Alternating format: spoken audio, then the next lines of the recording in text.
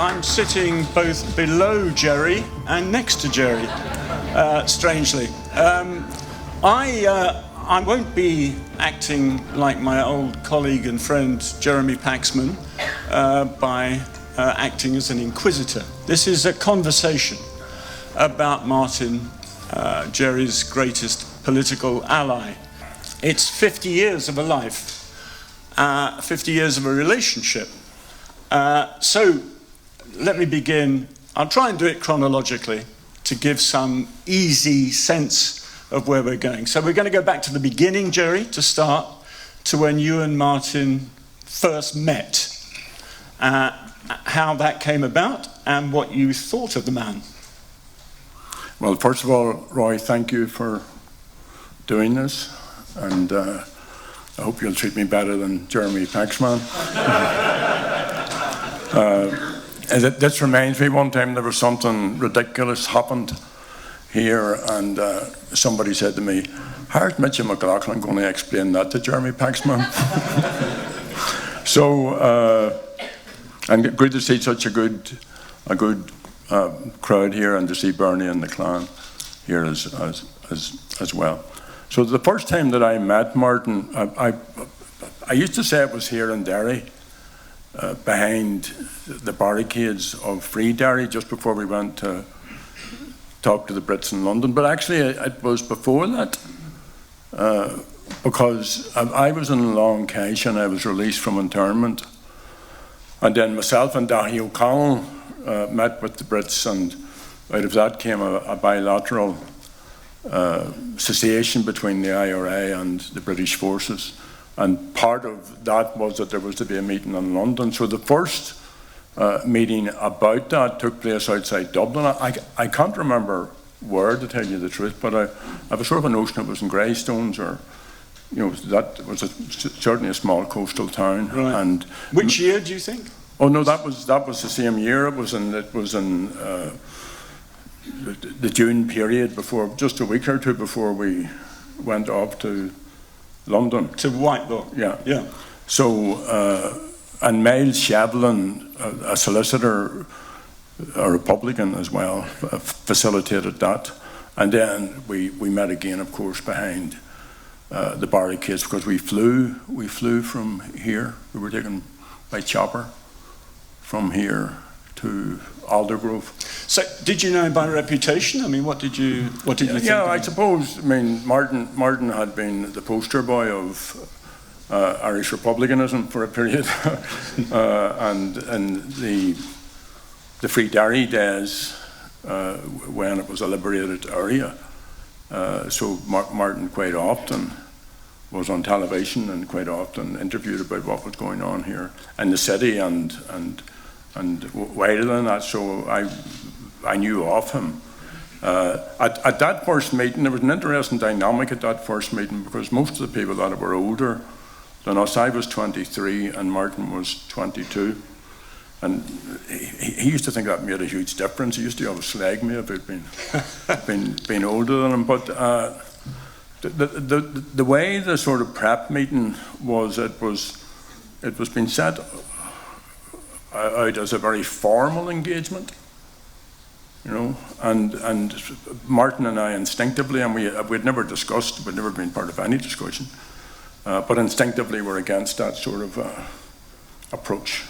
We wanted to knuckle down into what exactly the British were going to do, and so on. And did you feel that the other people on the delegation, that you had little in common with them, that you and Martin had a different point of view?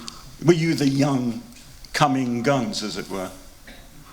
Sorry about the use of the word guns. I was going to avoid that. Well, Martin was a young gun.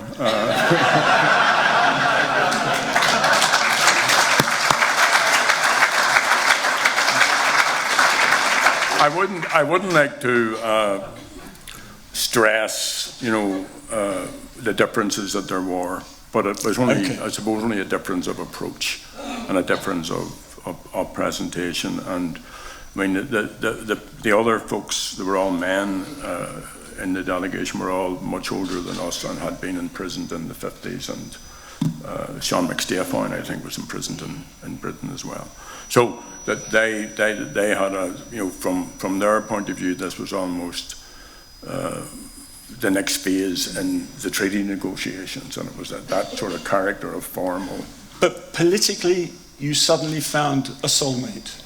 Yeah, well, certainly in terms of instinct, of broad background, and so on. And it was an interesting. It was an interesting thing. I often tell people this, and Martin used to tell people this as well. So the flew us by chopper, and I'd been in the chopper previously, going from the Maidstone prison ship, handcuffed up to Long Cache. But so we flew over Glenshane Pass. The countryside was gorgeous, and then we get into Aldergrove, and we were brought on board a military aircraft, or an RAF perhaps, aircraft. And the guy that was at the bottom of the steps up saluted Martin. Really? And Martin used to hop and slag about that he got the salute. So away we went, and there's a famous place, I forget the name, but it's a famous place for the regatta on the River Thames. Henley, right. So we stopped there, and Seamus Toomey went for a walk, and he got lost, and he caused consternation because there was a sort of a little cavalcade of cars, and presumably there were all sorts of undercover and different other folks there. So Seamus got lost, and that caused some concern. But anyway, back he came, and then we went off to Cheney Walk was where we went to. Oh, yes. In fact, I think if we go right back to the treaty days, that happened in Cheney Walk as well. So anyway, you have very different personalities. I mean, there's Martin, likes fly fishing, had a great interest in Native American culture and history. I think I once sent him a book about that. And you didn't have those interests. What was it, the dynamic between you that brought you together? Well, I liked fish. and I still like fish, and have a bit of a grounding, as most of us have, in the Native American story, and I suppose most people of my particular age, and particularly in the days that we're in it, would have had an affinity with Native Americans. But I suppose the first thing is that we were comrades in struggle. That was the first thing. We get on well together. There is as years went on, there's a Republican family, and people were meeting and conducting meetings, and mostly in other people's homes in Belfast or Derry or Dublin or wherever it was convenient. So you ended up with all of these sort of networks of friends and comrades and people who looked after you. And so out of that, Martin and Clet and I have one son. So Martin would have met Gerard when he was only a kid, when he was only a child.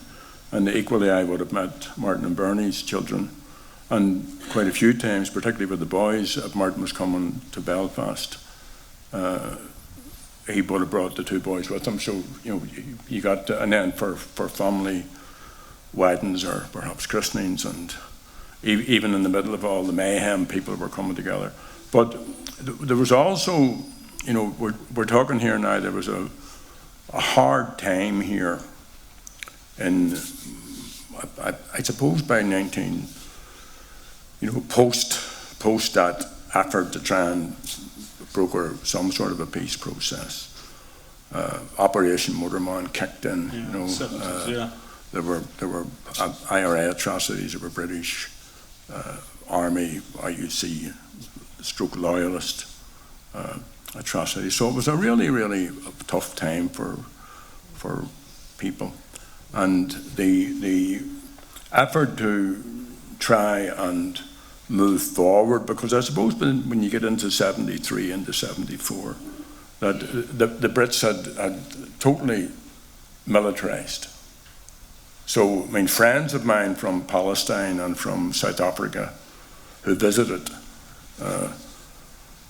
were shocked at the degree of militarization in Republican areas. You know, obviously there are parts of the north there wasn't a hair of a British soldier, but in Republican heartlands they were under occupation. And it was probably the longest phase of military occupation. I mean, 30 years. We were under military occupation for 30 years. All of people of my age, that's what it was like. And it wasn't pretty, it wasn't nice. And people were tremendously oppressed and also very resilient and resistant. But if you know, they had pushed the civil rights struggle off the streets. You know, the use of plastic bullets, of rubber bullets, of lead bullets, meant that, you know, it was really dangerous to have any sort of mass demonstration, although they still happen. But increasingly, the generals were let have their way, and they just, you know, Kitson's the famous exponent of all of this, to make every available tool agency of the state part of the counterinsurgency effort, and that's what they were doing. So there was still a culture of resistance, and the culture of resistance was much bigger than the IRA and was much bigger than Republicans. You know, it was women intervening when some young person was being harassed on the street. It was people refusing to give their names and addresses. It was people learning what the law was. I mean, I remember one particular little episode that involved Martin. If you were stopped at a roadblock, the soldier would say to you, "Will you put your vehicle into the side of the road?" So we discovered that he didn't have the authority to do that. He only had the authority to stop you. He didn't have the authority to order you to put your vehicle into the side of the road. So at different times, I remember Martin and I were going to a funeral in Monaghan, and he handed the Brit the keys, and the two of us walked off and left the car in the middle of the road. So all those acts of resistance, and you know, there are multiple. There was I was in a house once on the Falls Road, and it was a bit mad, like, but I went up the stairs to use the toilet, and the bath top was running. And I said, "Henry," they called the man, Henry McKay, "Henry, your water top's running up the stairs." He says, "That's in protest." He thought in some way he was... So you had all of those sort of personal little acts of resistance. And then it was clear to us that we couldn't just be against, that we had to be for something. So we consciously, deliberately started to explore the meaning of the word peace. What was peace? As early as the 70s? Yeah, I actually wrote a wee thing from prison at the time of the peace. Women, when the Maguire children were killed, and young Donnie Lennon was shot dead. He was the driver of the car. I wrote a little thing called Peace in Ireland.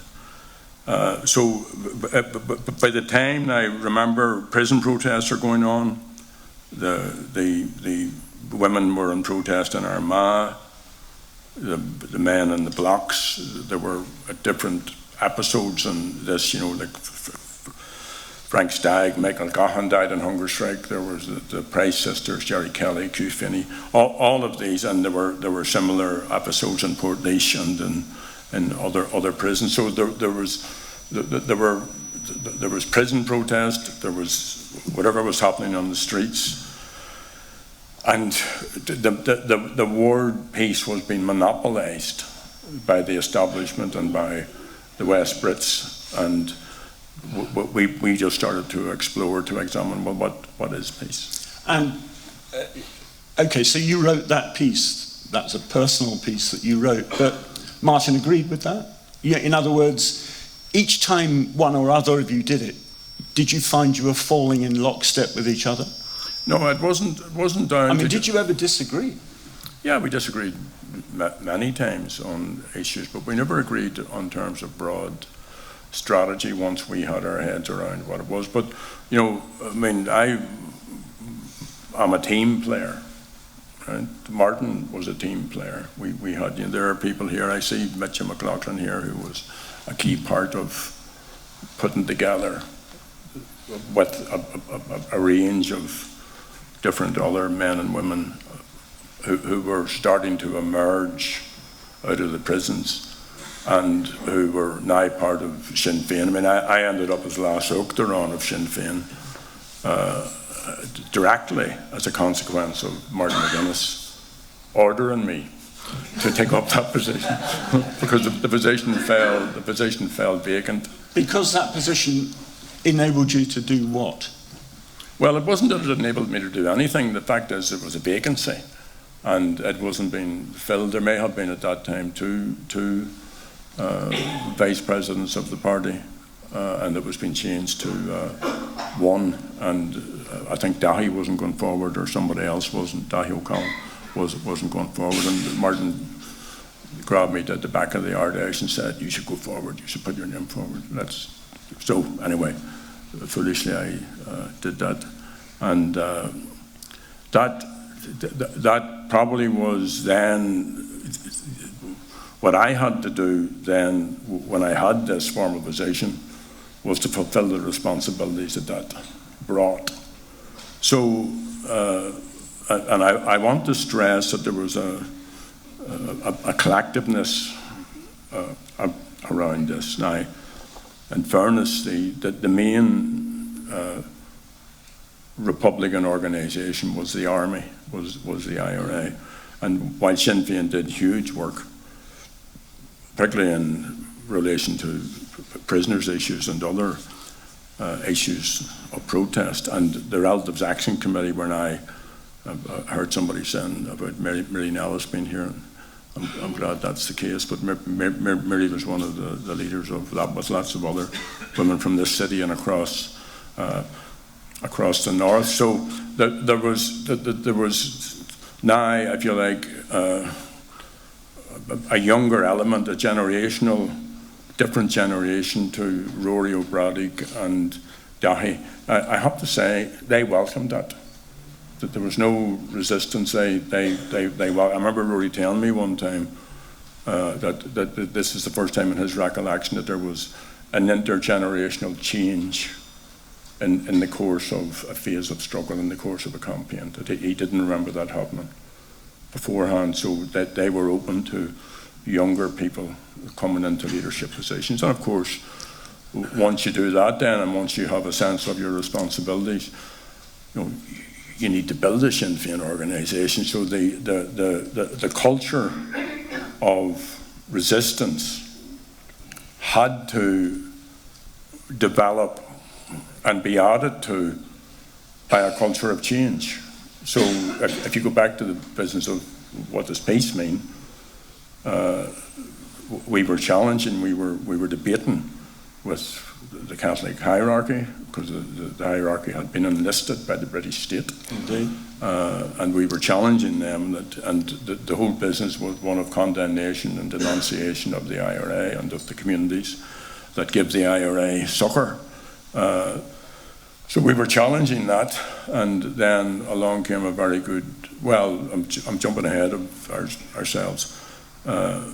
The blanket protests culminated in the hunger strikes. Okay, well, yeah, all right. Well, we'll come to that. One fascinating aspect, of course, is you're in West Belfast. Martin is here in Derry. How did you two communicate with the security forces constantly trying to eavesdrop and so on? And yet, it seemed to outsiders like myself that you were able to be saying the same thing, so you must surely have been communicating with each other. Well, Martin used to, I always thought it was ridiculous, but he used to travel back and forth to Belfast on the train. I'm told he was on the train. Yeah. I always thought it was mad. It takes forever, that train. but that's what he That's what he did, and we met, notwithstanding the distance. I remember both of us were in prison at different times during all of this, so there wasn't a seamless, there were many interruptions, and there were other people who played, key leadership roles. But I mean, I suppose the biggest thing that we succeeded in doing was that we developed what we refer to as strategic objectives. So and they've served us well, and they still serve us.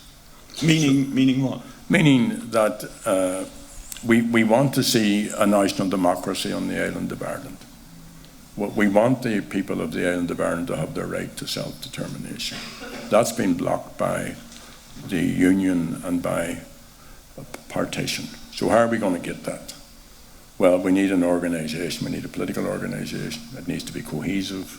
It needs to be democratic. It needs to be united. We need to appreciate that we can't do this on our own. So we need to go looking for other alliances, for other coalitions, for other people to do it. The war could have gone on ad infinitum, could have went on forever. I mean, there may have been pauses, there may have been stops, but certainly the IRA was undefeated. So how then do you get to a position of trying to break out of that box? So that I'll just give you a sample of some of those sort of very common sense objectives, and that meant that even if I wasn't talking to Martin, or if somebody else who was involved wasn't talking, we had a common strategic understanding of what we were trying to do. I read histories of the IRA, and seems to be this consistent view in these histories, which are never usually written by people in the movement, that the end of the 70s, everything was going wrong for the movement. And it was saved, as they seem to suggest, by the blanket protest and then the hunger strikes. How does that read to you? Well, I made the point, and it isn't through bravado or, because I understand the horror of war.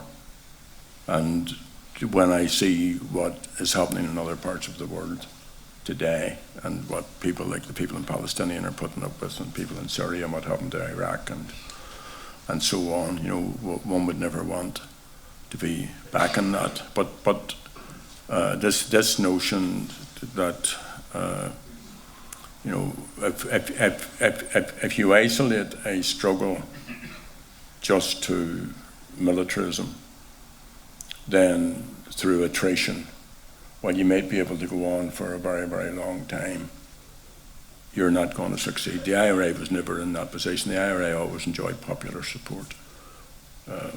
To what size or not, it's a matter of speculation, but certainly that there were enough people across the island of Ireland and across the diaspora who believed that it was entirely legitimate to support and to be part of an armed resistance. So at different times, the focus may have gone on, for example, to the prisons. But I mean, if you reflect back, and nobody has ever disputed this, the IRA leadership was opposed to the prison struggle becoming dominant because it was too it was too difficult to try and figure out where that would go, and because you can't have a situation where there are secondary fronts which then became the primary front. So, but the main thing is that the IRA essentially was a band of political soldiers, and that it understood the politics that was involved in it. And those soldiers had to be respected, and what they did to defend themselves, that was understandable. Yes, and you know, in prison it was. I went into prison. I was in and out of prison a couple of times, not for very long, and it was only a weekend compared to what some people endured. But I remember going into the blocks for a very short time into the remand block, and two things struck me. One was the age of the other prisoners. They're all kids. Kids, yeah. Right? And they didn't care a shit about anybody. Right? I mean, I would have been in trepidation about, you know, screws coming to the door and all that crack, and they may have been in the same frame of mind, but they didn't show it. They stood up. They were resilient. So they were being, as you know, as Kieran Nugent famously said, and you know, nobody planned this. When they give him the criminal uniform, he said, you have to nail it on my back. So that wasn't, you know, a result of planning. That was just an instinctive, going back to the culture of resistance that I described earlier on. And nobody could have predicted, you know, the way the hunger strikes worked out. And what happened in the aftermath of the hunger strikes was an understanding that perhaps the movement would take the electoral route, that you would end abstentionism at least in the. Well, it was a stop-start sort of a process, and I just want to explain one little thing, because it goes back to this notion of strategic objectives, and I think it's true. I think it's true for today, and I would like, before we finish, to talk a wee bit about the future. Sure. James Connolly had it perfectly right. James Connolly said that the freedom of Ireland will be run by the reconquest of Ireland by the Irish people. So the people themselves, it wouldn't be an elite. That's what happened in the 20s. It wouldn't be an elite, it would be the people themselves taking freedom, and it being a genuine revolution. So another person who internalized that was Bobby Sands. Yes. When Bobby Sands wrote, the people of Ireland will have the desire for freedom in their hearts, and that's when we'll see the rising of the moon.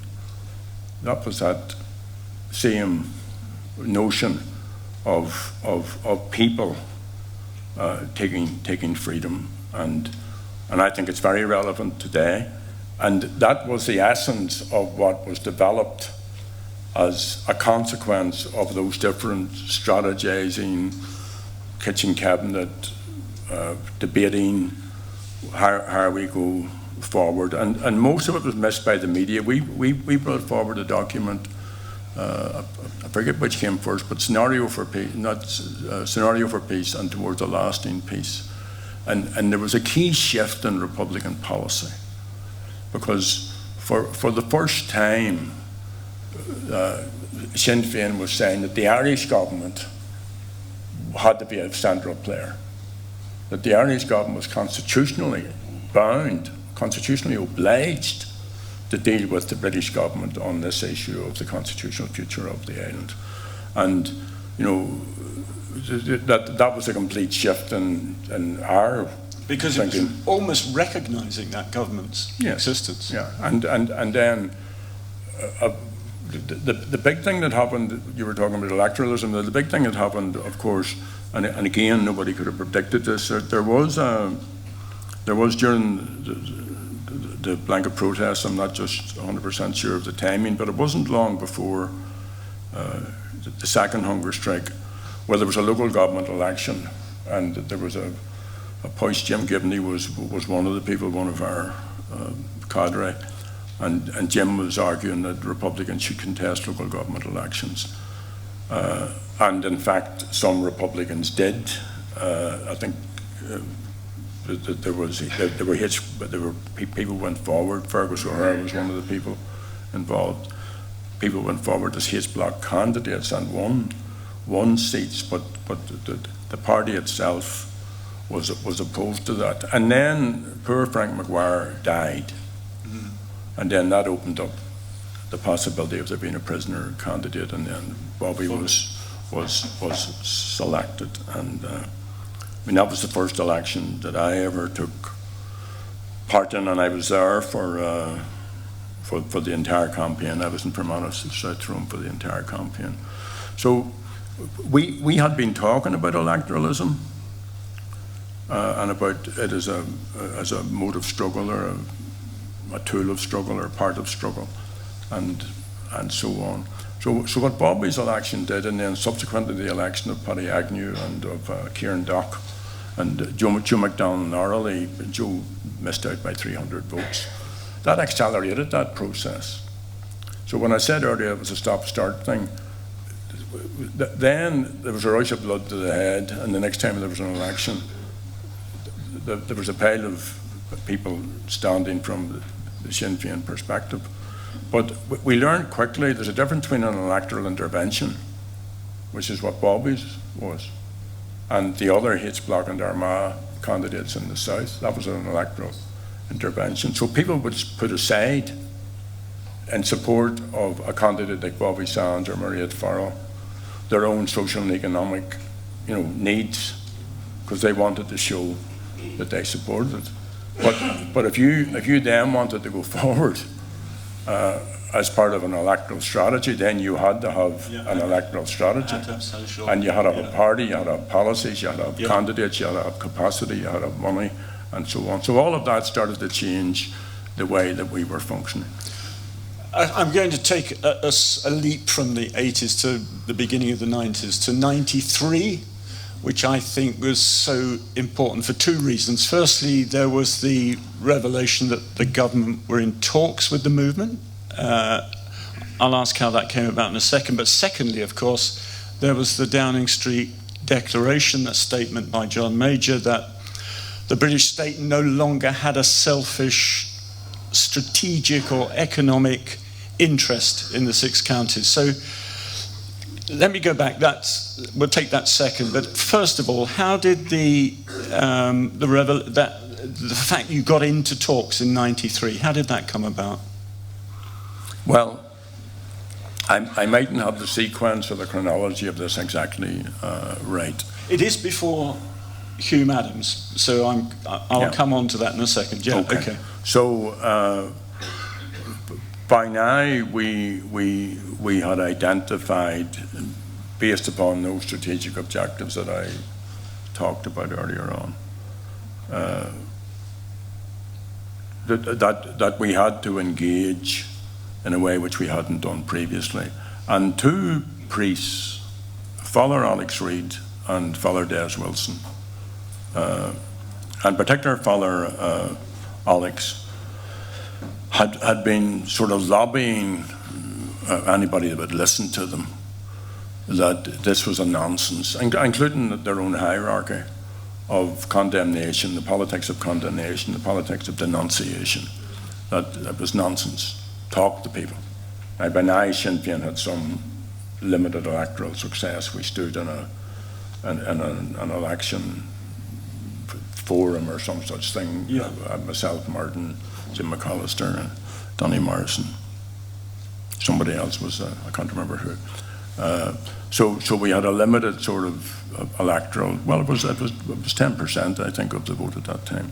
So the two Saggards were arguing that this should be utilised and used to talk and listen to what the Republicans are saying, because, as I said, there was a debate going on. Now, the war was still going on at the same time. So there had been, way back in 1974, a back channel here in this city of Derry involving a number of local civic-minded people. And they had acted as a conduit between the Republican leadership of that time and the British government. And then during the hunger strikes, and during Thatcher's time, for all her nonsense, that was reopened. So particularly the end of the first hunger strike, that line was active, and I mean, it became a calamity because of the way the British, and particularly the penal system, used the ending of the first hunger strike, nearly guaranteed there was going to be a second hunger strike. Sure. So that line then went dormant again. But around the time you're speaking about, Martin McGuinness was approached by one of the people involved. And one of the people involved? In the contact in the back channel. Oh, the back channel, okay. That's local people, well-known local people. We know who that is, yeah. Yeah. So, and basically what they were saying is that one of these guys is leaving and he would like to meet. He didn't believe in the propaganda that was being put out by the British, that that he thought that the Republicans had a certain credibility, had certain that they weren't the language at the time was godfathers or acts of gangsterism and criminality and all this crack. He didn't believe in any of that. He thought that was a mistake. So but we discussed it, and it is the most unsatisfactory method of communicating or negotiating, even if you could use that term, negotiating, because you're not actually dealing with anybody. There are notes being passed back and forth, as it happened during the hunger strike. But this is one of the actual players, one of the actual people that was. I get mixed up in the alphabet of British Secret Service, but he might have been MI5 or MI6. Or his name's floating about. I can't remember his name myself. So we decided then that Martin should meet him, and Martin was very much for meeting him, and that Gerry Kelly would keep him right. So, so we decided that those two would do the meeting, and Gerry, if you're interested, just dealt with us over the last short period, reminiscing on a podcast about this. So he thought that the person that they met was making a bit of sense. Both Martin and he were very sceptical about whether that represented the thinking of the British government or whether this was... Do you think he had authority? Oh, he definitely had authority. Yeah. Now, so that's how the line was reactivated, right? And it would take us half an hour to take us through all of that, but it came into disrepute when somewhere along the way it emerged that because there was now a debate, peace and talking to Sinn Féin and all party talks. That may be that MI5 guy. Tell him the war's over. So these were now, talking points. Like Ken Livingstone, for example, would have made a visit to Belfast or would have stood up and said there should be talks and Sinn Féin should be involved in talks. A Congress member or two, somebody from some other part of the world, maybe an odd political representative from the south. So these were all now sort of becoming part, at least, of small part of the public debate, and we were being to some degree successful about getting up the primacy of dialogue. And remember now that Father Reid is still ferreting away. He's talking to the Brits, he's talking to John Hume, he's talking to Dublin government. Part of our understanding of our strategic objectives was that you need to have an international dimension to your struggle. And we had already made diaspora, particularly in the USA, although it wasn't fit for purpose in terms of the project that we were looking for. It was mostly working class, blue-collar workers in the States, and what we needed to do was to get some big hitters involved, and we set about trying to do that, and that eventually emerged as the peace process deepened and people like Bill Flynn and others came into it. I mentioned the Downing Street Declaration. Did you and Martin know he was going to say that in advance?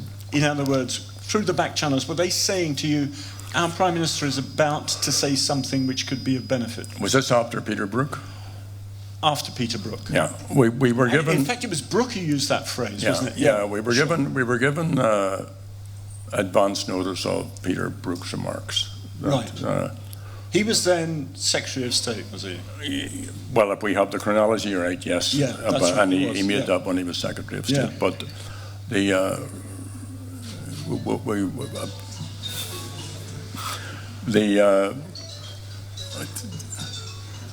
I remember about 2 or 3 years ago watching a program on Channel 4, and they were interviewing some very, very senior British civil servants, and particularly some who had overseen with British withdrawal from other parts of the world. And this person was extremely honest. And he said, well, the trick wasn't writing anything, was that it could have 3 different meanings at the same time. And you could use whichever one then that suited your interest. So no selfish strategic interest. It doesn't mean you don't have no strategic interest. Right. It means you have no, so it's all a play of words. And, yeah, they've mastered that ever since they started out building an empire. Doublespeak came naturally to them. Okay, let me go now. So we weren't taken by the Downing Street Declaration. Yeah. Then the next big moment is your talks with John Hume. A small question first, and always referred to as Hume Adams. Why, given that Martin lived here in Derry and John Hume was here in Derry, why was it not Hume McGuinness and instead Hume Adams? What did you and Martin make a decision it should be you? Well, it had to be me simply because I was the party president. There was no other. Right. So it was no other. As simple as that. It was leader to leader. It was no other. There was no other inference or, it was just natural. And anyway, Hume Adams sounds nicer than McGuinness Adams. I'm sure you wouldn't agree with that. But now that came about because of, in some ways, Alec Reid had prepared the ground for that. A lot of people put a lot by that, but how useful was it in the long term? Well, a few times, and this is still a matter of deep regret to me, when I've had to do a bit of research or a bit of writing, I'm shocked at how long it took. Father Reid came, and we were very naive. We were trying to get talks with the SDLP, and we'd worked out that Seamus Mallon, or at least the 2 Saggards had worked out that Seamus Mallon was more likely to become involved, and of course Seamus had no intention of, God rest him, of becoming involved. But when Father Reid went to John Hume, he immediately got involved, and he and I met, and we met in private for 7 years. 7 years? 7 years. We met in private, and we met here in Derry, and we met in his home up in Greencastle on an odd time, and other places if it was convenient. And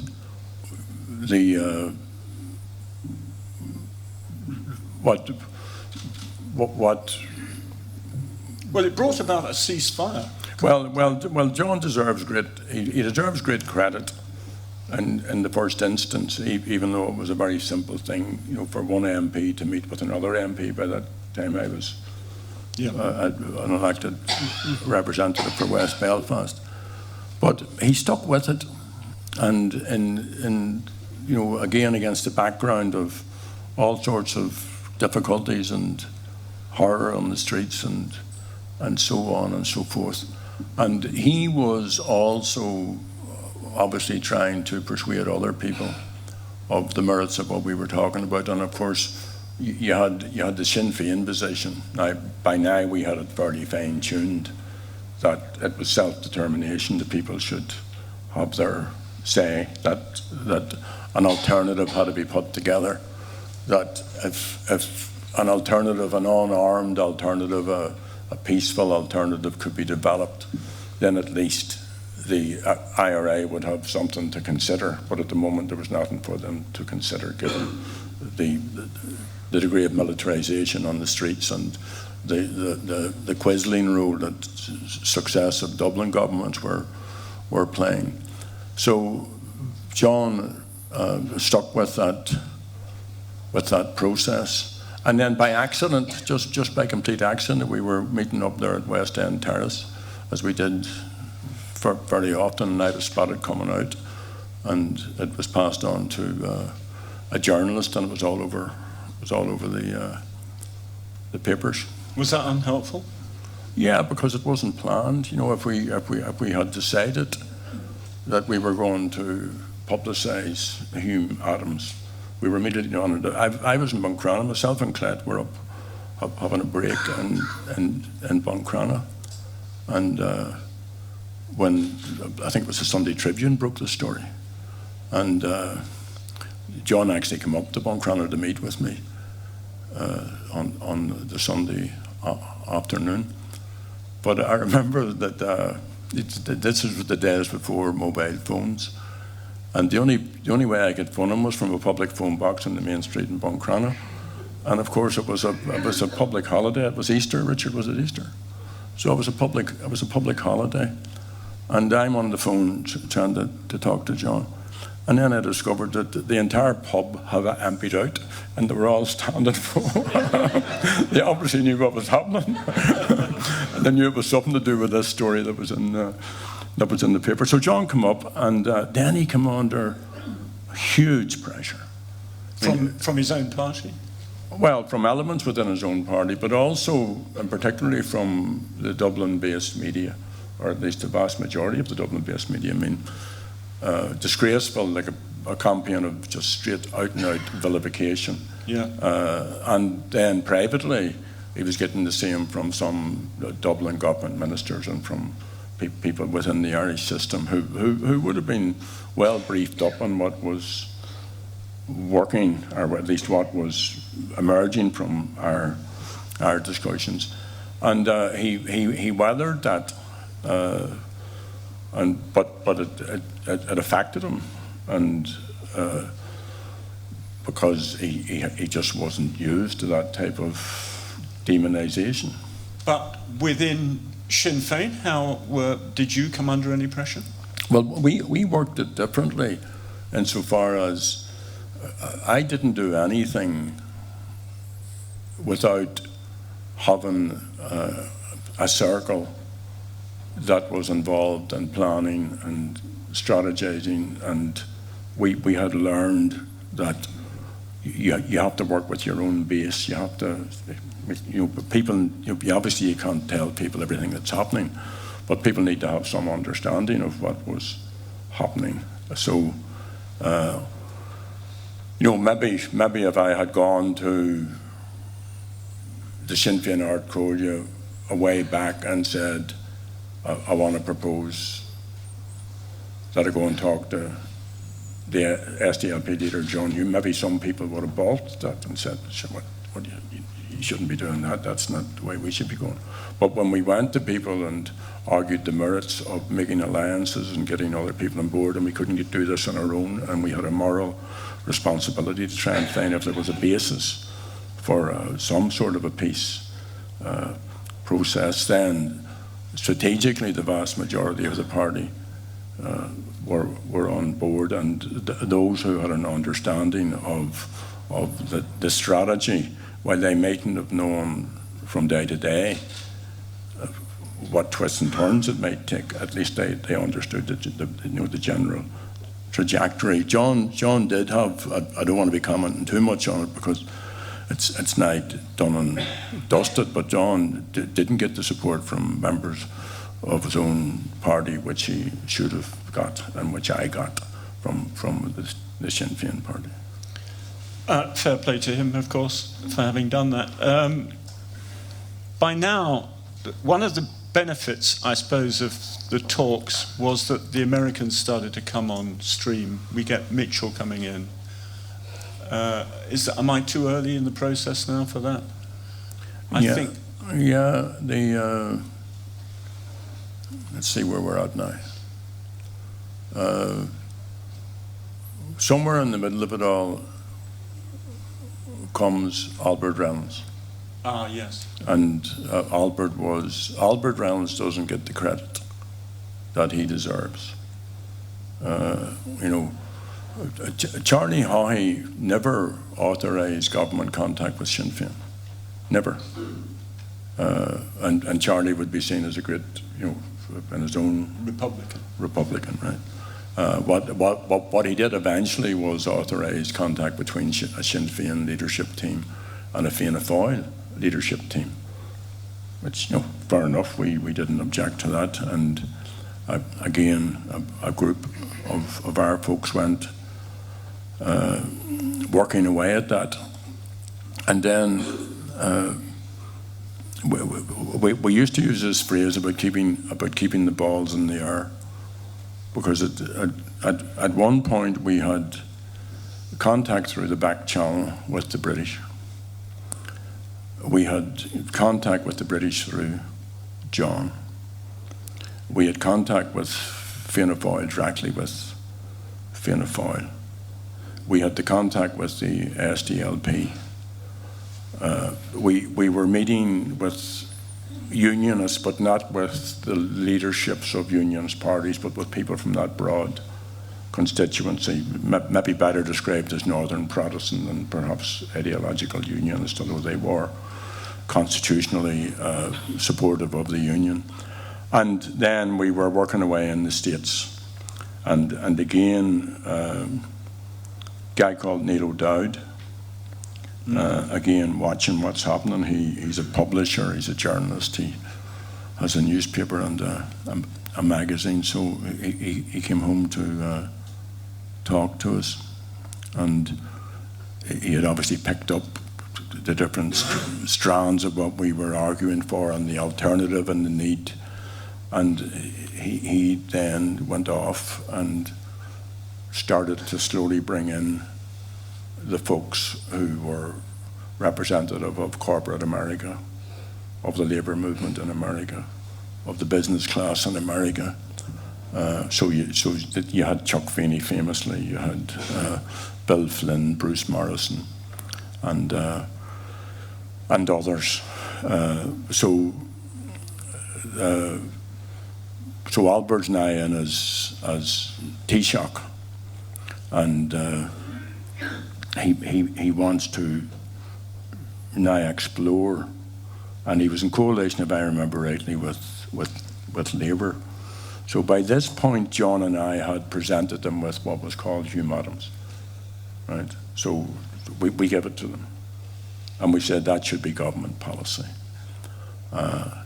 And of course, Dick Spring immediately ambushed that initiative by putting forward what he called the 6 Principles. Do you remember the 6 Principles?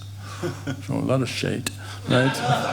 So it was just an attempt to, I shouldn't use that language, it was just an attempt to totally distract from the core, because these Southern politicians understood that if the type of changes which were envisaged were brought about, it would mean big changes across the island of Ireland, including in the southern state.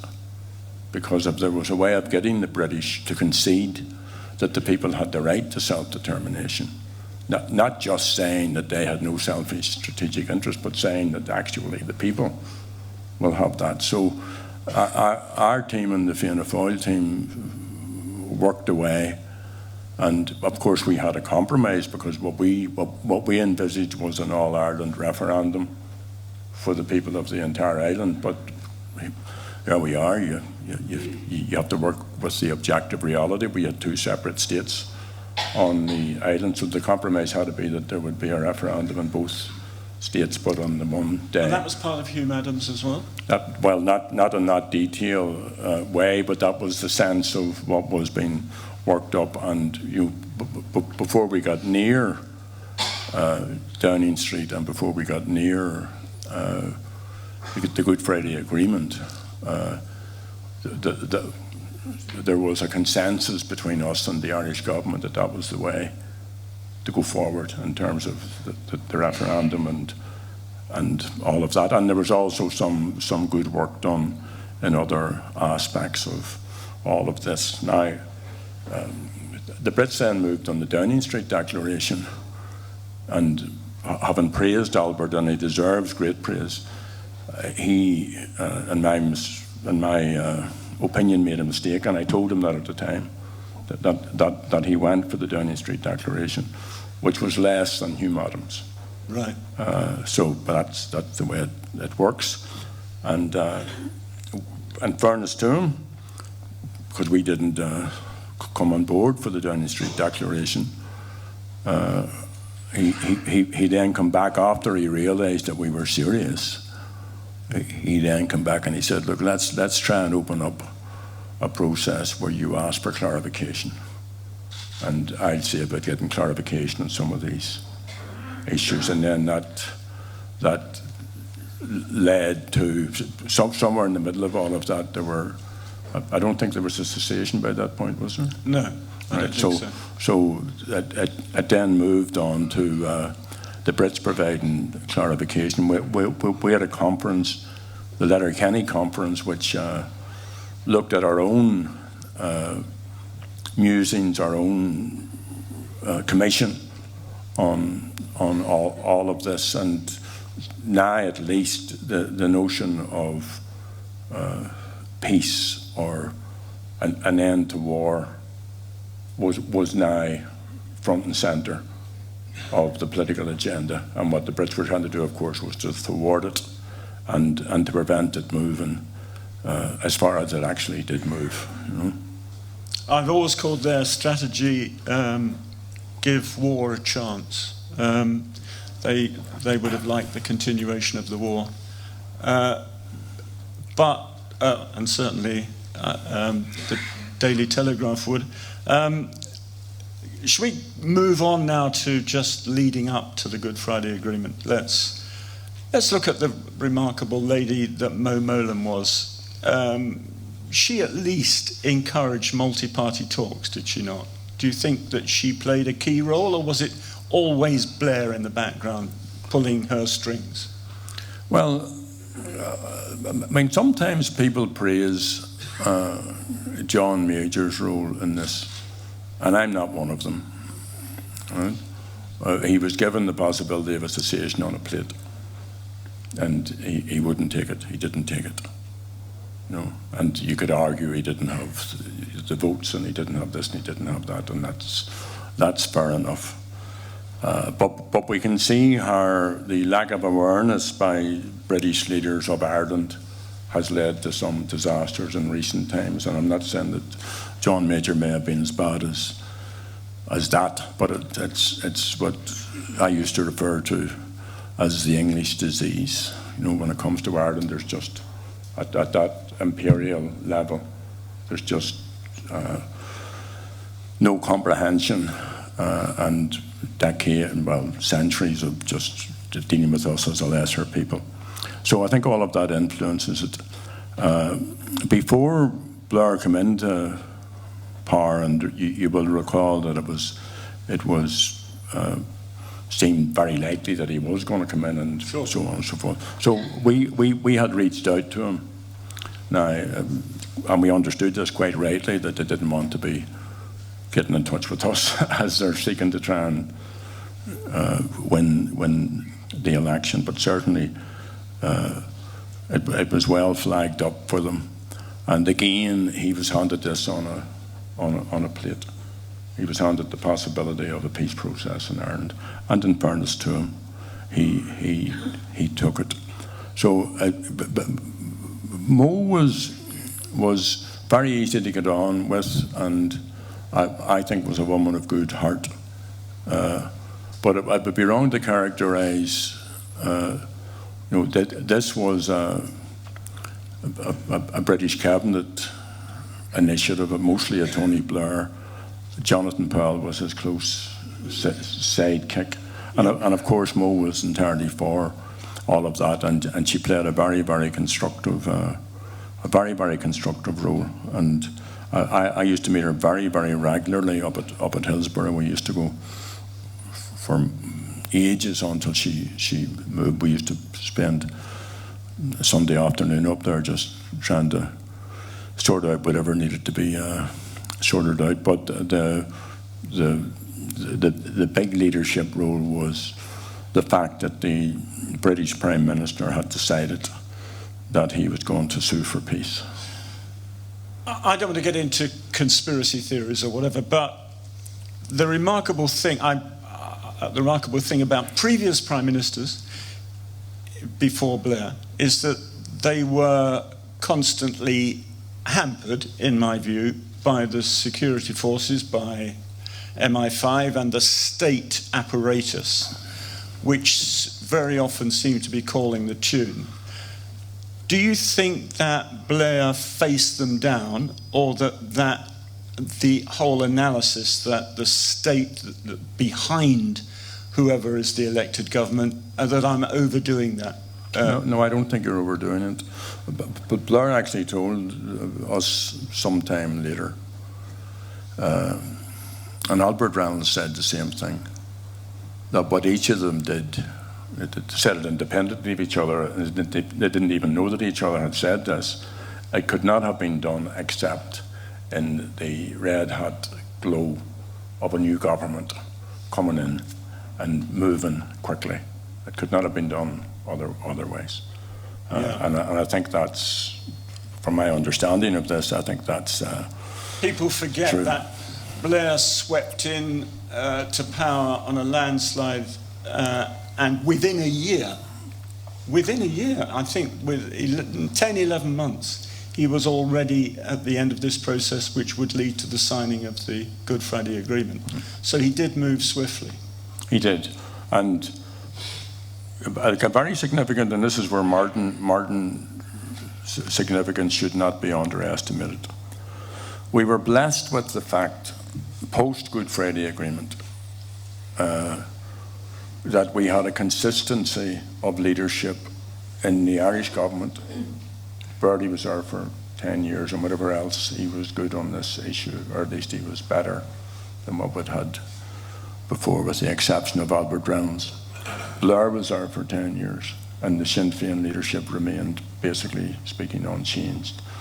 Now, the SDLP leadership changed, the Unionist parties changed, and so on and so forth. So you had, for that 10-year period, Martin McGuinness and myself, particularly, but there was a bigger team, but Martin particularly as our chief negotiator, in ongoing discussions with the principals of both the Irish and the British governments, and a decent relationship developed. So the sense of continuity, I hate to mention that word, the sense of continuity was important for you all then? Yes, and also that there was just one of these peculiarities, that you had three groups of people who were in it, if you like, the new phase, were there long enough for it to mature to a certain degree. Now, you know, the missing element in all of that, of course, is the unionist. And, you know, the DUP weren't at the Good Friday Agreement negotiations. And senior members of David Trimble's party left the negotiations. So unionism wasn't well served. Now, you could argue from its own point of view, you know, that maybe that's the nature of it, that unionism just, you know, it has been reared on a diet of not an inch and no surrender, and what we have we hold. So it's very difficult. You know, it's easier for those of us who want maximum change to negotiate and to take setbacks, because we can come back again. You know, but if you're on the sort of the mantra of not an inch, you know, it's very difficult then, you know, as Jim Allister would tell you, to be imaginative about any of these things. And see, I understand that many people see, and I use this term advisedly, the unionist as the problem. But the real problem is the British. It's the British government. That's the real problem. The real problem. Why would unionists behave in any other way? Look at the antics of the British government at the moment, with this nonsense of trying to give succour to the Democratic Unionist Party and turn bits out of the Good Friday Agreement and refusing to deal with the human rights elements of it and other elements of it. And I think that's the bloody mindedness of that system that you described earlier on. Yeah, absolutely. A quick question. During the negotiations leading up to the Good Friday Agreement, you and Martin spent a considerable time talking to Bertie Ahern and to Tony Blair together. And this is a slightly facetious question. I wonder, when you negotiated together, did you have some sort of tactics, like a good cop, bad cop? Or were you, or is that too unsophisticated a thought? No, it wasn't that type of, a lot of it was very natural.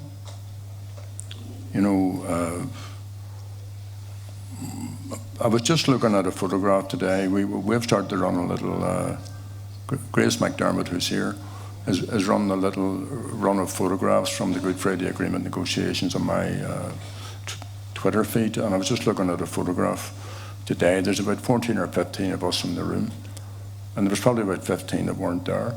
So we had a sizable team, and as we got a bit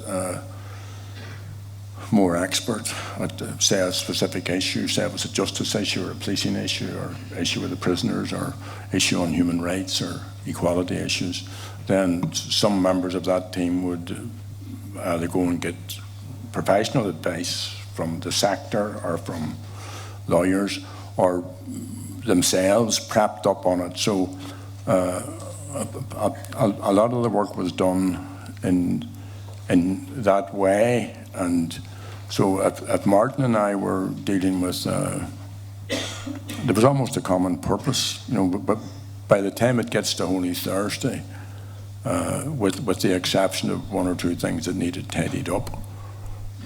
And remember, we did not agree to the Good Friday Agreement.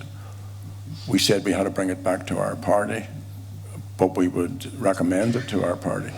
So we had that notion at all times of keeping the base on board and making sure there's a democratic. You talked about the treaty earlier on. Like if Michael Collins and the rest of them had come home and said, "This is what we've been offered," God knows what could have come from that type of staying united, staying together, staying all that. So we were very much of that. So when it came to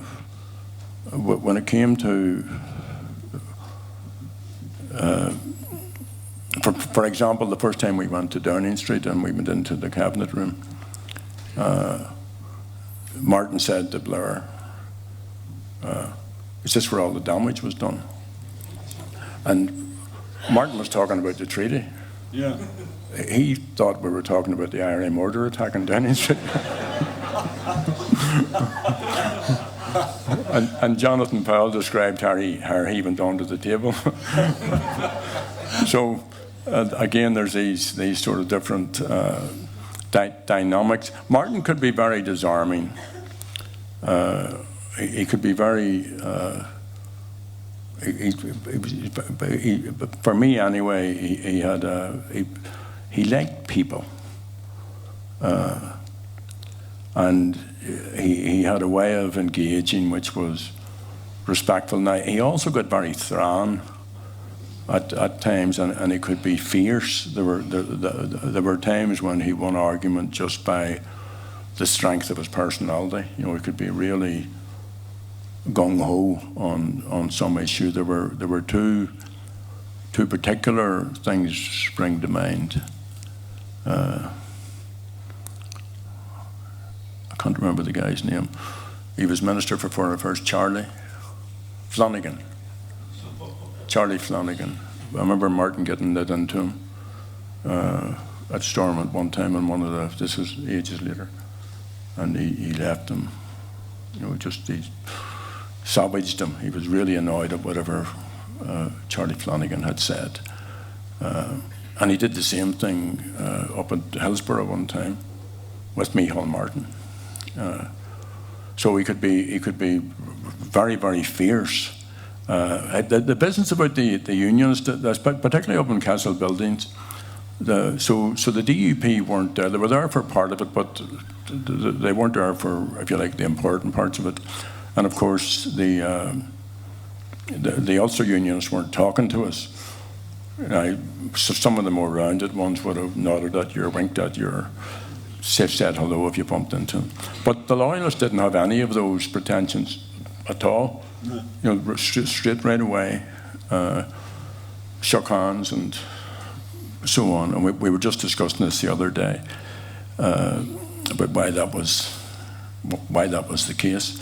But Martin used to tell this story that he went for a job here in Derry, and he didn't get the job because he was a Catholic. Yeah. Right? And if he told that story once, he told that story 555,000 times. And eventually Cooey Smith, I don't know if you know of Cooey Smith, he was a wee Loyalist councillor. He said, Jesus, why didn't they give you that job? It would have saved us an awful lot of trouble. I'm very conscious of the time, but and as fascinating as it's been, let me go on to Martin taking, first of all, when the Assembly kicks in, he becomes Minister for Education. What struck me at the time was how incredibly seriously he took that job, and how serious he was about it. Was that a characteristic of him? I mean, we're not now dealing with a man who, as you call him, a bit thran on occasion. He really applied himself, didn't he? Yeah, once. I mean, my long relationship with Martin is once he signed up for something. He signed up with a heart and a half, and I think he genuinely revelled in the opportunity that he had to make a real change in people's lives, and particularly young people, and particularly with the decrepit education system, notwithstanding the fine work of teachers and good educationalists, but the 11+, the lack of investment in the Irish language medium sector. I remember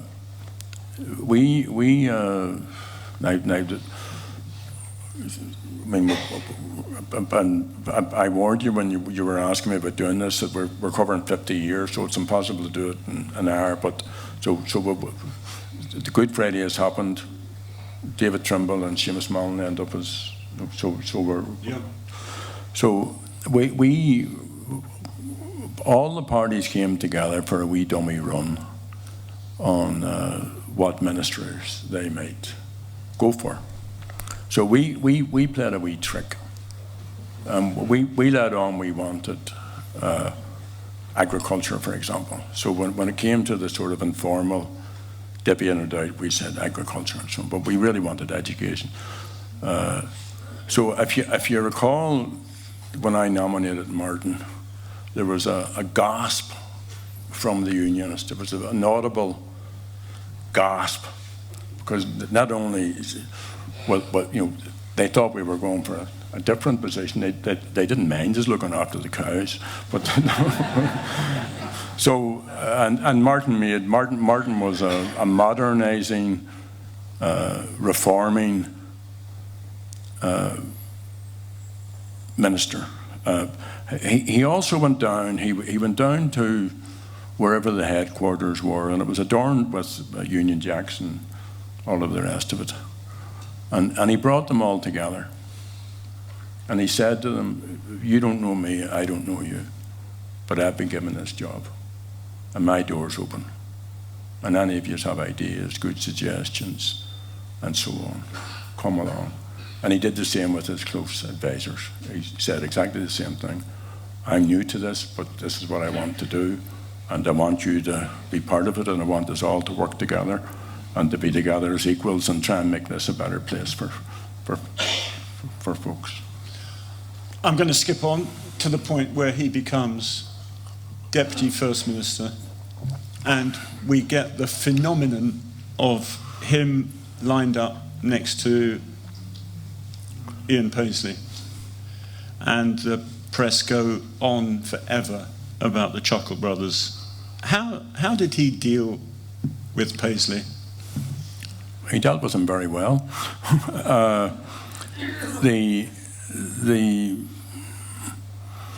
The two things just to recall, and it was only after David Trimble's death, and I saw a lot of footage of his efforts to sell the Good Friday Agreement to unionism that I really appreciated the battle that he was in. Trimble was in. Yeah, because we were engaged in our own effort to get our own house in order. So I think that David Trimble was intellectually up for this, but emotionally he got caught and he didn't get help from others within his party. So he was all the time, it was stop, start, stop, start, stop, start. And I think that had a big effect on those unionists who voted for the Good Friday Agreement, because they wanted it to work, and then they discovered it didn't work. So we in our wisdom, decided that there was a possibility of doing a deal with Paisley. This was a year before we did it. Mm-hmm. And we had noticed at different times in the chamber, if somebody from our side said something that may have been interesting, or that he was paying attention, he was, he wasn't being as dismissive as he normally would have been, right? And of course we knew he wanted to be the First Minister.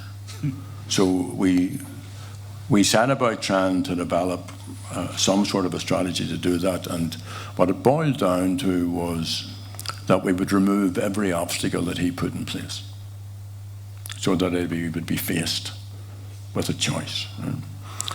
So I'm giving you this in shorthand. Sure. So we're telling Blair this, and we're telling Bertie this, and so on. And it comes to the point then where there was a possibility of getting the deal together. Now he had been using language like the IRA will have to wear sackcloth and ashes and all this carry on, right? So we were with Blair, and we said to Blair that Paisley was going to come to him, and he was going to say he wanted to do a deal, but he couldn't do it now. He wouldn't get it through the party. And we said to Blair, when he says that, send him to us. Right? Tell him he has to go and talk to us, that he, Blair, was having no part of that. He had to come to us. So I'm in Dublin, there was an Ardcroya meeting, Blair phones, he says, Paisley was here, he said he wanted to do a deal, but he couldn't do it now. And I've told him, well, we were going to proceed with the Irish government. If he wanted to do a deal, he should come and talk to us. So I phoned Martin, and Martin went immediately, contacted the DUP, and that started a negotiation, which then led to this famous photograph of the corner of the table. Yes. And what our psychology about that photograph was that there had been so many ups and downs and so many upsets that when people turned on their TV screens, we wanted them to know that something magical had happened. That they would turn on their TV screens and there would be Paisley, Martin, myself, and all the rest of them. So there was something really significant had happened. Right? Now, I have to say in fairness to Paisley that from the day and hour he took into that position, he was very respectful, he was very good humoured, and he was very decent about the way he got on. I didn't deal with him on a daily basis, Martin did. But once or twice I had to go and see him. And I went one time, some of his people had made some really disparaging remarks about Republicans, and I said to him, you're going to have to take care of that. And he said, I know. He says, I told him that. You can't be calling the man out of his name and then expect to do business with him. What we need to do is what we're doing here. Come into a room, close the door, and solve the problem. That's what the people want. So Martin had the right handle. I mean, the Paisley used to refer to him as his deputy. Right, that used to irk me.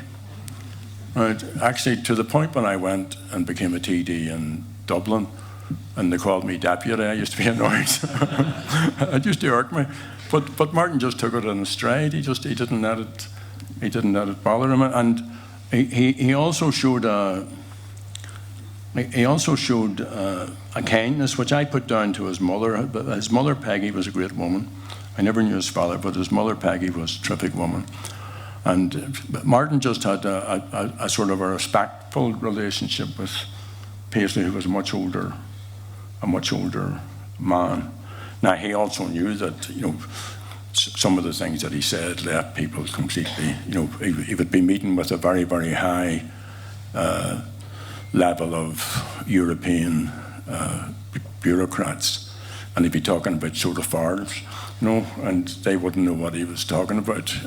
So he was conscious of that aspect of it. And there was also a thing which was, I haven't said this publicly, I'm going to say it now. The DUP got rid of Paisley, but they also were so disparaging about him with us.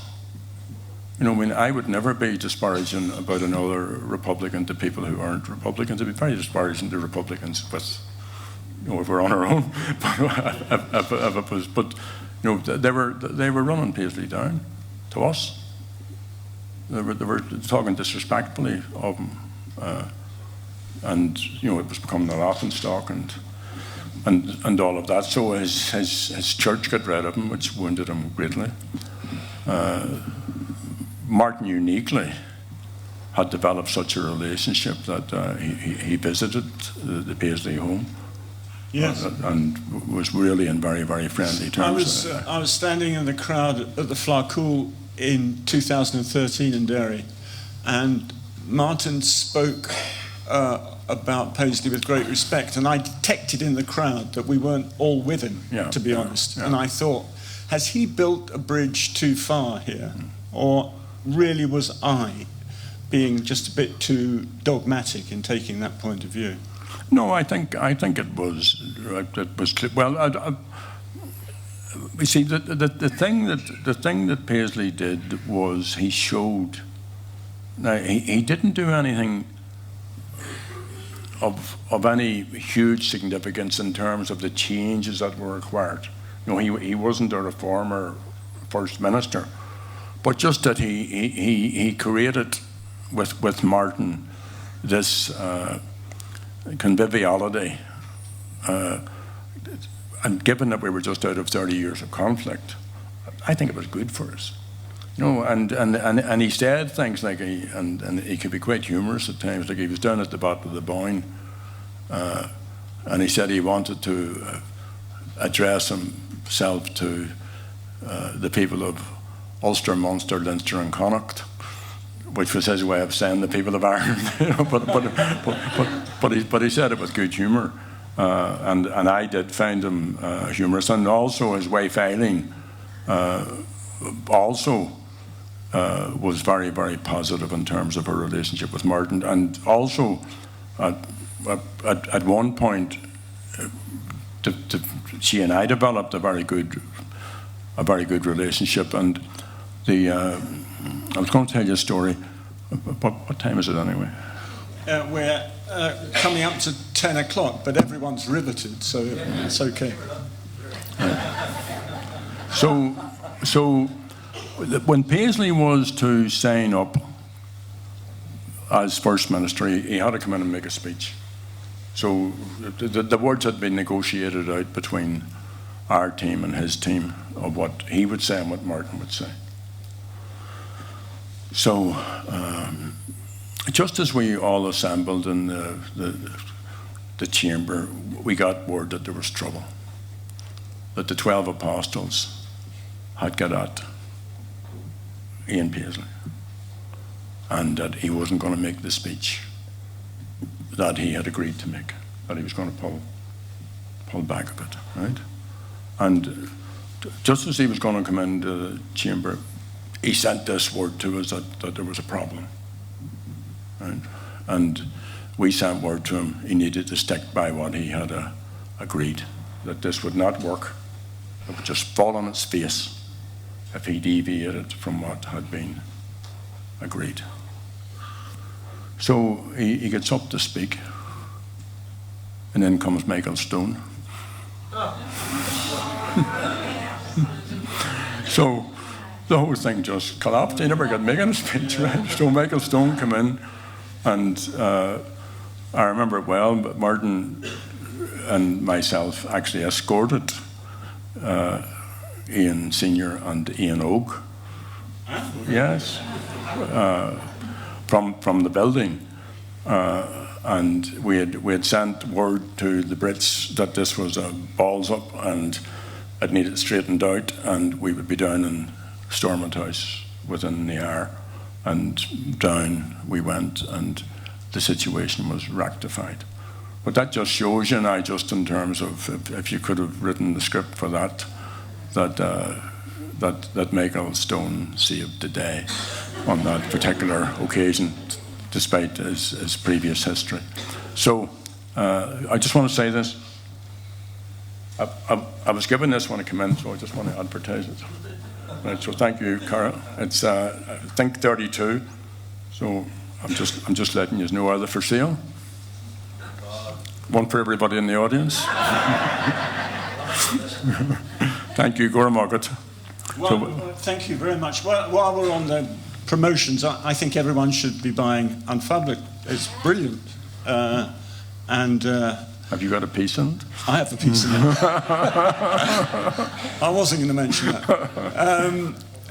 I just want to talk about the future of it. Okay, yeah, and we could do another hour and a half because I was going to talk about Martin having to resign with Arlene Foster's nonsense and so on. But we'll deal with that another time. So talk about the future. Tell me where we're going.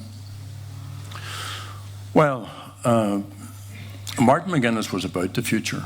I think it's very important to say that. And you know, a whole bunch of people, and many people lost their lives from all sides, and some victims of the Republican forces and some of the other forces. But it's done, and it's over. And now, you know, I said this earlier on, and I think about this quite a lot. When you see what's happening in other parts of the world, you know, what we have here is just quite amazing. It's an imperfect piece, and we need change. And I'm very firmly of the view that struggle is a continuum. Struggle never ends. Struggle goes on forever. You know, so there'll always be a need to struggle. There'll always be people who need help. There'll always be downtrodden. There'll always be issues that need resolved. And the big challenge for us, I think, is to face up to the fact that we now have a mechanism to decide the future. Now, that's the referendums that are contained in the Good Friday Agreement. And I also reflect at times where I think what the strategist, and I think you're 100% right, the generals didn't want to go this route at all. The generals wanted just to keep with the military repression. But the other strategists who had put together, and we, of course, influenced that by the different strategies which we employed. Every strategy has a counter-strategy. But what they thought would happen eventually was that the UUP and the SDLP would form a cosy little coalition at Stormont, and there would be whatever changes would be made, and that would be it. You know? And they didn't envisage the fact that, you know, we're now in the place where Sinn Féin is the largest party, has that political strength. How wisely we use it as is a matter for the future. But given that we have this mechanism, we have to persuade people, particularly in this statelet. We can't do it on our own. We need to persuade people of the merits of Irish unity, of the merits of ending the Union. And it isn't just unionists. I'm sure there are nationalists who will say, well, can we afford it? And what'll happen to my pension? And we can't give up the health service. And all those things are right. We shouldn't give up any of those. None of us who are involved in the Republican struggle, we want the very best of a new Ireland. We want public services. We want people to have their rights. We want it to be a citizen-based society. So we need to face up to that. Now, the Irish government doesn't want to have a referendum. And the British government doesn't want to have a referendum. So we have a big challenge of how we actually create the conditions where that referendum actually happens. So securing the referendum is of key importance. And what we have been arguing for is for a citizens' assembly. We've been arguing for the Irish government to establish an all-Ireland citizens' assembly, to plan for the future, to talk all these things out, to take in expert advice, to deal with all of the sectoral and other concerns. Now, the Irish government doesn't want to do that, although it'll hold a citizens' assembly on any other topic. And it doesn't want to do that because once it does that, then that's the genie's out of the bottle. And that's what's influencing Micheál Martin and Varadkar. They know the game's up, and a new Ireland will emerge, and there'll be a realignment of politics and so on. So Martin was very much part of all of our deliberations, putting together those different thoughts, and it's a huge loss to his family, to his family, to Bernie particularly, and to the kids and the grandkids. But it's also a huge loss to us, because he did make an impression on all of those folks that he met within the educational sector and within the different other sectors he met as Deputy First Minister. I think the DUP will end up back in the Assembly. It's impossible to know when. And we need to ensure that when Michelle comes in as First Minister, that we continue the work, and I'm sure Michelle will do this, and also that we continue to build our political strength in the South, but that we reach out to people. That we actually reach out to people. I mean, we have, and I'm a bit tired now, but if you just imagine, Padraig Pearse didn't have the opportunity. But there would have been no 1916 Rising. But Bobby Sands didn't have it. None of the great warriors of our struggle, none of the decent people of Derry. John Hume never had it. So we now have it. So we have a job of work to do to, first of all, be part of getting the Irish government to call a National Citizens' Assembly. It's an easy ask. And there's a very good initiative here in Derry and Strabane Council where they've opened up a consultation process. And I want to commend Conor Heaney and the other councillors who are involved in that. And you just need to make a submission. You just need to make what sort of Ireland do you want? You're being asked, what sort of Ireland do you want? So influence it. Write a note and get your friends, get your trade union, get your community group, get your civic group, get your workmates. Write a note, send it into the council about the type of Ireland that you want. Because if you don't, the outcome will be, well, nobody wants any change. And of course, we're all in this room because we all want that type of change. So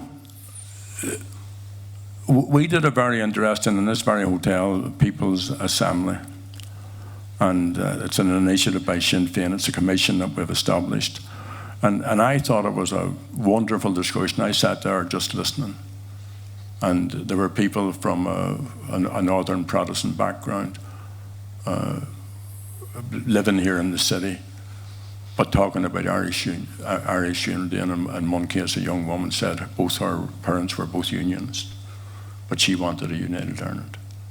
And she felt British and she felt Irish, and her conversion was actually through the Irish language. She by accident went into an Irish language school here in the city and heard all these kids talking in Gaeilge, and she just thought it was amazing because it had been hidden from her for her whole life. So that's a very long-winded way of saying that there are persuadable people out there who deserve to have their say, who need to have their say, and we who want the maximum change have a duty to try and influence it. And given that there is this peaceful way to do it, then let's get at it. Let's try and take these gentle little persuasion initiatives to reach out and to get people to come in behind the notion that we don't have to have a gob like Boris Johnson. Who would put up with it? Jeepers, We can get our own gobs, and we can sack them when we don't like them. That's the beauty about having some sort of a democratic input. You can get rid of the politicians who aren't doing what the people want.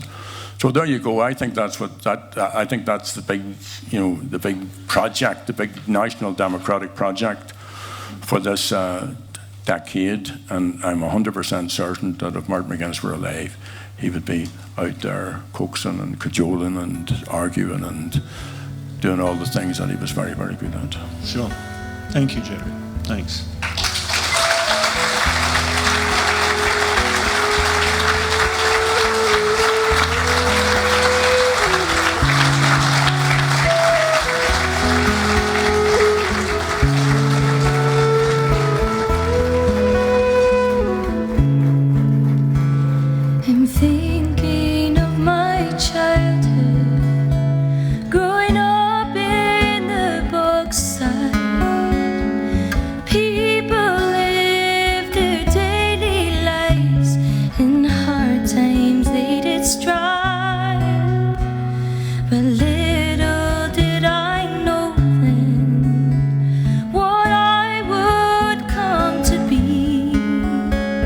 A soldier of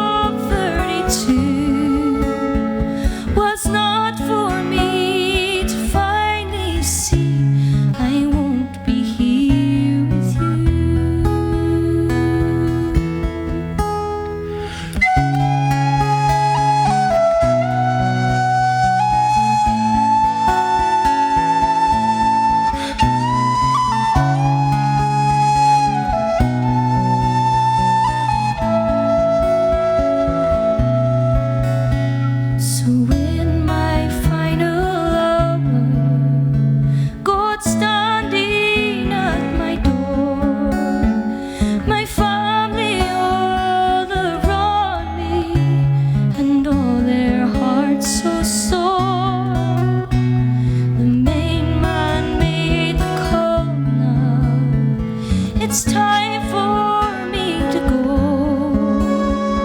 No more will I see green and high, or fish in rivers flow. Then take me to Cuchulainn, and lay me by his side, along with my brave comrades, beneath this cross I lie. I'll look out on the bogside, where my heart will always be, and know that I will rest in peace as you set Ireland free.